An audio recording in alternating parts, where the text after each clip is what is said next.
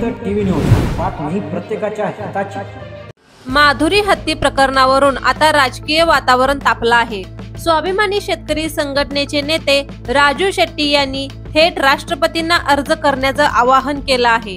माधुरी हत्तीला पुन्हा महाराष्ट्रात परत आणा अशा ठाम मागणीचा इशाराच त्यांनी दिला आहे। राजू शेट्टी म्हणाले की वनतारा ही एक बोगस संस्था आहे, तिची कुठेही कोणतीही कायदेशीर नोंदणी नाही, वन्य प्राण्यांची तस्करी होते असाही गंभीर आरोप त्यांनी केलाय। ते पुढे म्हणाले की आम्ही राष्ट्रपतींना थेट अर्ज करून हत्तीला परत आणण्याची मागणी करू।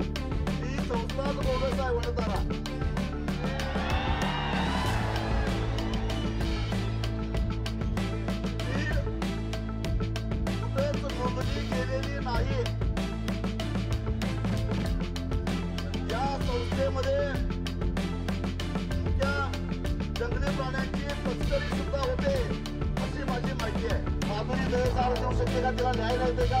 नाही, तिला बोलायला येते का? नाही, पण तिच्या भावना आपण जवळनं बघितलेल्या म्हणून आपण सगळ्यांनी तिच्या वतीनं जिल्हाधिकाऱ्यामार्फत राष्ट्रपतीला दयेचा अर्ज द्यायचा आहे। या उच्च न्यायालय सर्वोच्च न्यायालयाचा निकाल रद्द करा आणि आमच्या माधुरीला परत द्या हा अर्ज आहे। माधुरी हत्तीचं हे प्रकरण अजून किती लांबणीवर पडणार आहे व त्याचा निकाल काय निघेल याकडे संपूर्ण महाराष्ट्र आशेने पाहत आहे। अशाच अपडेटसाठी चॅनलला सबस्क्राइब नक्की करा। जनहित टीव्ही न्यूज, बातमी प्रत्येकाच्या हिताची।